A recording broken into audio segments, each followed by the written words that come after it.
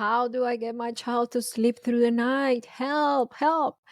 If you are a parent of a toddler or up, not a baby, of a toddler or up, and your toddler still wakes you up in the middle of the night consistently, if your child is still wakes you up in the middle of the night consistently, on this video, I'm going to share with you how we help one of you have a better sleep by how we help in HIC Parenting Coaching one of you with the toddler that was not staying asleep, and how this parent is now having a smooth night of sleep, and she wakes up rested the next day because her toddler slept all night.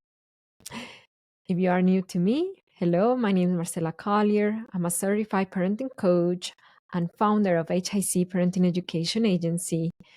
My mission and the mission of our coaches in HIC Parenting is to help you, parent, become a secure parent, break free from angry reactions, and raise an emotionally confident and healthy child. If that's something that is of interest to you, I encourage you to subscribe to my channel right now. Okay, so this parent, she came to us with that big concern, and her child is not that young. Her child is not even a toddler anymore. Her child is 5 years old. And then she was coming consistently to the mom's bed when the clock hit midnight. So how do we get our children to sleep through the night? That's a myth. Nobody, no human sleeps through the night. We all have sleep cycles. Sometimes it's 45 to 90 minutes, and we wake up. The difference between the children who keep going and the children who get up and look for the parent is that the child who gets up and looks for the parent doesn't feel confident to put themselves back to sleep for one reason or the other. There is usually a need beneath that discomfort. So with this parent in coaching, we found out that this child had a traumatic experience 2 months ago. And how did we know that? Because we started tracing back. So start tracing back. When was the moment that your son or your daughter started waking up in the middle of the night? So with this parent, we noticed, or she discovered through coaching, that it started one night when they went to a family outing, and then they watched a scary movie. And it wasn't like super scary, but it was like The Grinch. I think it was that. I mean, it's scary enough for a little kid. And her child was so afraid that the Grinch was going to do something bad to her that she woke up in the middle of the night and she couldn't put herself back to sleep. And she was waking up in the middle of the night consistently. So her child had a post-traumatic stress response.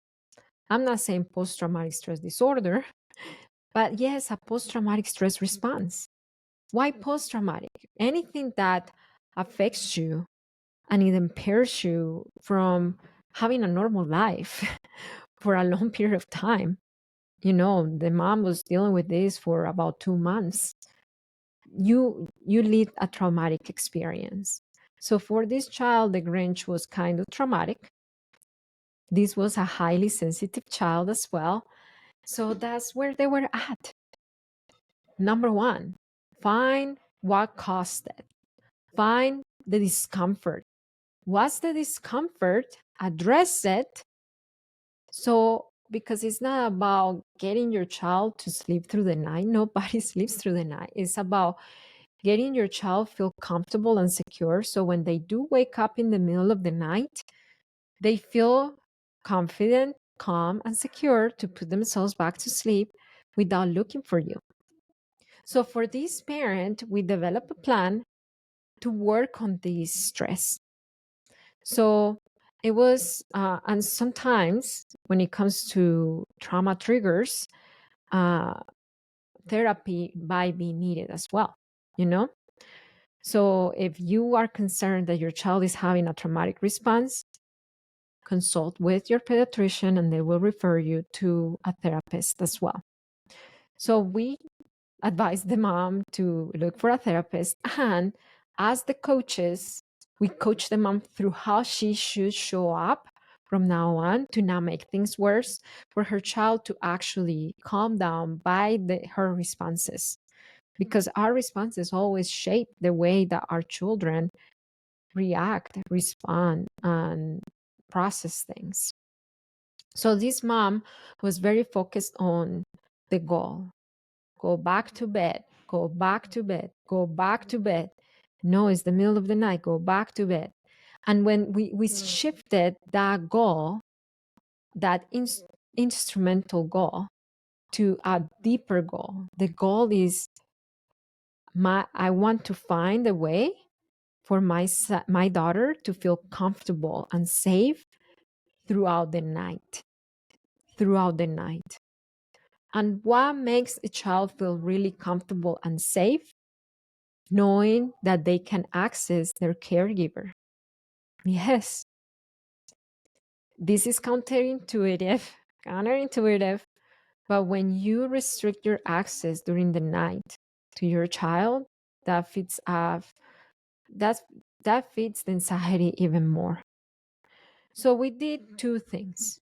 Number one, we coached the mom in how to talk to the child about her experience during the movie. Because this child is 5 years old and she still has, for that age, there is a confusion between what's real, what's reality. So the Grinch felt really real to her. So it was about us helping the mom break down to the daughter what that movie was about, because the child was living it through. This is a very real thing, and the Grinch is going to come for me, right?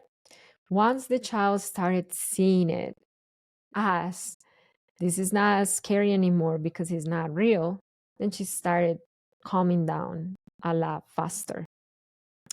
One practical strategy that we gave this mom was to debunk that fear thing, the Grinch, from that pedestal of scariness or of fear of, oh, you're so feel so unsafe and you're so scary to me, with making them seem silly and goofy. So she started asking her daughter, what about if we were to dress the Grinch in a very silly outfit, what would it be? And then the daughter started thinking, she said, what about if we put him on a tutu? Okay, and what else? What about if we put silly makeup on him and then he looks more like a clown? Okay, what else? What about if he just farts really, really loud and has a really silly laugh? So the daughter started changing that perception that she had from the Grinch to this is silly, this is funny. And the mom said that with the time she started saying, I'm going to dream about the Grinch going down the slide with his tutu and he's going to just fall on the floor on his butt and it's going to be so funny. So see if there is something that is scaring your child and use strategies to help them feel a lot more comfortable. That's what we did with this particular parent. So would that work for your child? I don't know. It did work for this child because we knew that that was the specific need. Every behavior communicates a need, and it's always a different need according to the child, and children respond differently according to their personalities. So in coaching, we are really addressing or giving our parents the guidance they need based on the specificity of their children's circumstances, needs, brain development, what they can handle, personalities, and all that, right? So this particular child was a very imaginative child, and we could play with her imagination. So what was the result of it? The mom started like putting herself available, making herself available to the child in the middle of the night. So the child didn't feel that the mom was off limits. They started processing in a different way what really scared her and what was keeping her up in the middle of the night. And then with that, the child started calming down and sleeping for longer stretches of time. So every time that the daughter woke up in the middle of the night, the mom would redirect her back to bed, tell her that she was safe, that she was loved, that she could get her anytime she needed, and that anxious need of waking the mom up all the time started going away. That's what happens when you gain really good at understanding your children's needs. When you understand your children's needs, your routine becomes a lot easier and smoother because your children feel seen, understood, and communication is a lot better. When you gain understanding of your children's needs, then those behaviors that are keeping you up at night start to smooth out. When you become a secure parent who is calm and assertive and understands why you need to calm yourself down to show up in a secure manner, then children calm down as well. There is no way that a child is going to sleep through the night if they don't feel connected to us. So that's our whole mission in HIC parenting, to provide parents with the tools and the knowledge so they can become secure parents and raise emotionally healthy children from the understanding of their needs. If you want to raise an emotionally healthy child, we have a free class for you to sign up. The link is in the description below, or go to hicparenting.com, and we are going to walk you through our system for you to gain deep understanding of your needs and of your children's needs so you can raise emotionally healthy children. If you like this video, give me a thumbs up and let me know in the comments, when was the time that your son or daughter started to wake up in the middle of the night? I'm very curious. Remember that it only takes understanding of yourself and of your children's needs to raise emotionally healthy children.